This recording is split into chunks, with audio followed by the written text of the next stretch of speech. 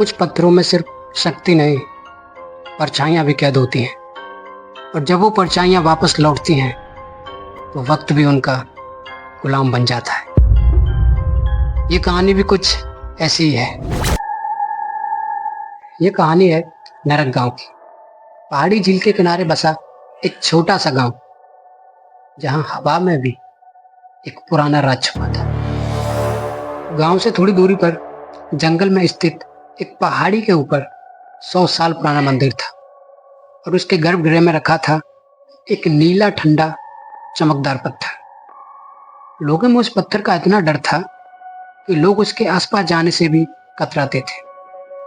कहते हैं जो इस पत्थर को छू ले वो अपना अतीत देख सकता है, लेकिन अगर ज्यादा देर तक कोई अतीत में रहे तो वो फिर वापस नहीं आ पाता। कई लोगों ने भी अपना अतीत जानने की कोशिश की, लेकिन वो वापस नहीं लौटे। यही कारण था कि लोग उसके आसपास जाने से भी डरते थे। उसी गांव में रहने वाली 22 साल की अनाया जब वो 10 साल की थी, अपने पिता को खो चुकी थी। सबने कहा वो एक हादसा था, पर अनाया जानती थी यह कोई एक्सीडेंट नहीं था, बल्कि कुछ और ही था। अनाया ने तय किया कि वो अपने पिता की मौत का सच जानकर ही रहेगी। अनाया रात के अंधेरे में बिना कुछ सोचे समझे बस चलती जा रही थी। कुछ देर बाद ही अनाया मंदिर पहुंच गई। उसने उस पत्थर को देखा जो रात के अंधेरे में साफ दिखाई दे रहा था, अपनी नीली रोशनी में सुलगता हुआ। माहौल में एक अजीब सी खामोशी थी, जैसे किसी तूफान के आने से पहले होती है। उसने कांपते हाथों से उस पत्थर को छुआ और एक तेज नीली रोशनी पूरे जंगल में फैल गई। कुछ देर बाद ही अनाया अपने अतीत में थी।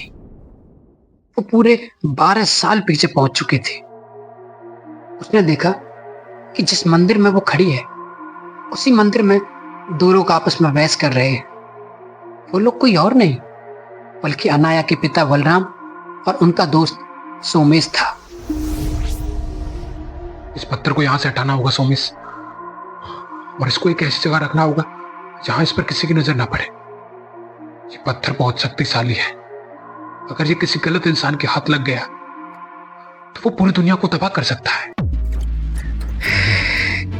सही कहा तुमने, इसलिए अब से ये पत्थर मेरे पास रहेगा। नहीं सोमेश, मैं तुम्हें ऐसा नहीं करने दूंगा। हट जाओ मेरे रास्ते से, वरना मैं भूल जाऊंगा कि तुम मेरे दोस्त हो। हट जाओ। नहीं सोमेश, भगवान से डरो। चुप करो, अब से इस दुनिया का भगवान मैं बनूंगा। लगता है इस पत्थर ने तुम्हारा दिमाग घुमा दिया है सोमेश। मैं कहता हूं होश में आओ। होश में तो अब आया हूं बलराम। सोचो, अगर ये पत्थर मेरे हाथ लग जाए तो मैं क्या नहीं कर सकता। देखो सोमेश, ये गलत है। ये मेरी बात मानो और ये पत्थर मेरे हवाले कर दो। तुम्हारा दिमाग तो ठीक है ना?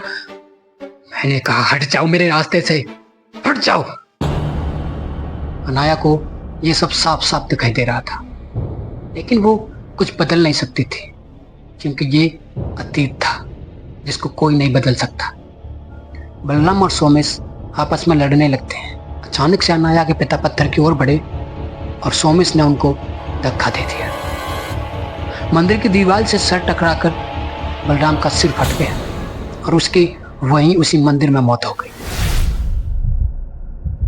अनाया ये सब देखकर चीख पड़ी और पत्थर ने उसकी चेतना वापस खींच ली।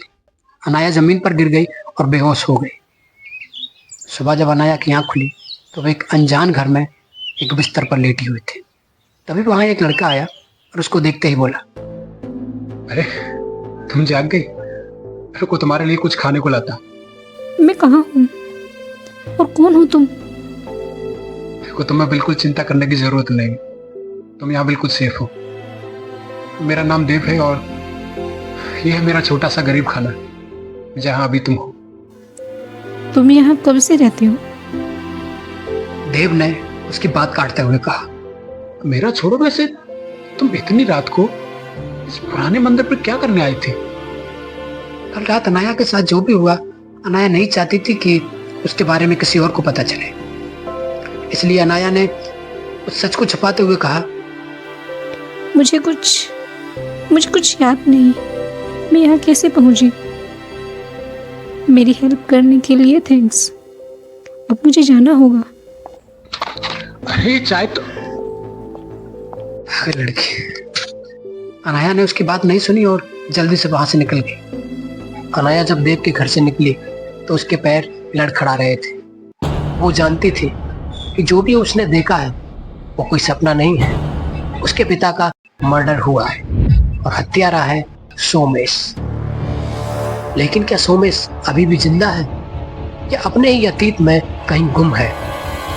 और सबसे बड़ा सवाल, आखिर देव कौन था?